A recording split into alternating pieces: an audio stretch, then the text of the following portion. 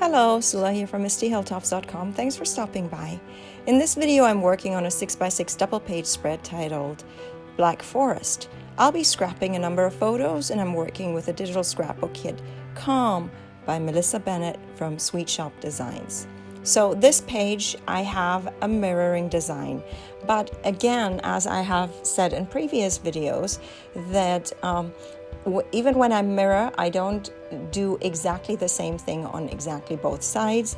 I try to mix things up by, for example, using different pattern papers and things like that. Now here I have most of the papers are similar, but there will be a paper strip, for example, or like the paper flags will be different. I'm changing up the embellishments a bit so that there is some variation there. So here you see the rectangle papers that I'm adding are also different patterns. So I do try to keep a little bit of a just a variation of things, but at the same time I'm kind of really mirroring the design of both sides. So these are actually not truly connected pages, but I do like to scrap this way as well, not just have one large cohesive design, but to have two clusters of designs, or even just one cluster, but which I do a lot with my traveler's notebook layouts, which are also just scrapping, just a different style. But if you haven't found my traveler's notebook videos, I recommend you check those out, because they're just as much scrapbooking, but just I have to keep different things in mind because the spacing there is different. So again, here you can see the paper flags are different, but again, the circle is using the same color, just a pattern paper, because I love that paper. I love flowers. I love plaids, and just pattern papers make me happy.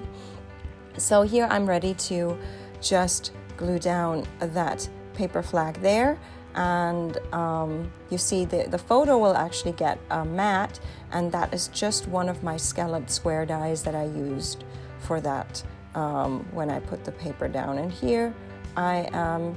It really doesn't matter, I think.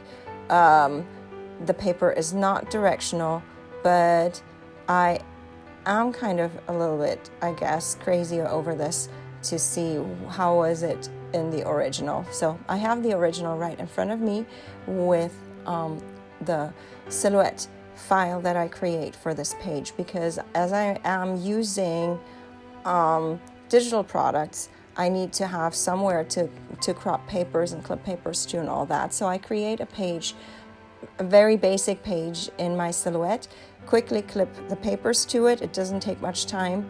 And then the embellishments, they take time, because a lot of times I use stamps, as here I use my dies. I use just various kinds of embellishments. Sometimes I can use the embellishments that come with a kit, so that I just cut those out, fussy cut usually, or something. And so for the embellishments, that is what takes most of the time in my projects. The actual page design itself just takes a couple of minutes to put together. And then once I have everything, if I wasn't using digital papers, I would probably not even need to prepare a page in silhouette. I would just go ahead and start cutting things and stuff. So, but because I am using digital products, in this case, I do have to start somewhere to have the papers ready.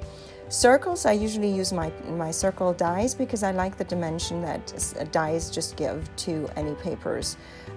There's that that little pop that my silhouette will not get when I cut things with my silhouette. So that's why I still prefer to use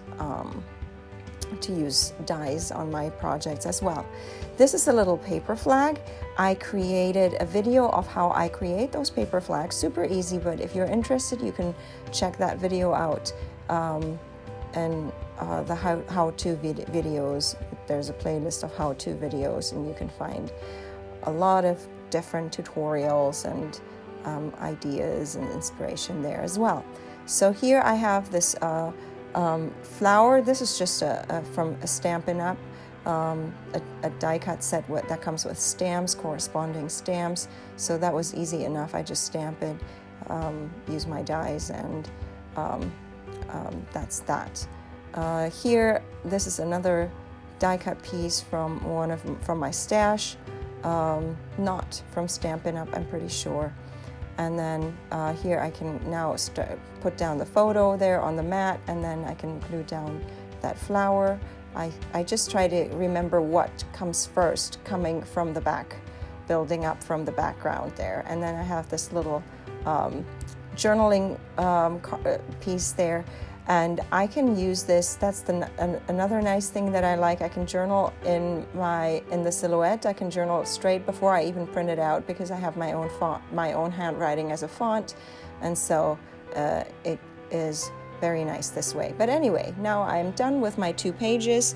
I'm going to leave you with some more close-ups. I hope you enjoyed this video. Give it a thumbs up if you did. Consider subscribing, and I hope you have a great day. Thanks for watching. Bye.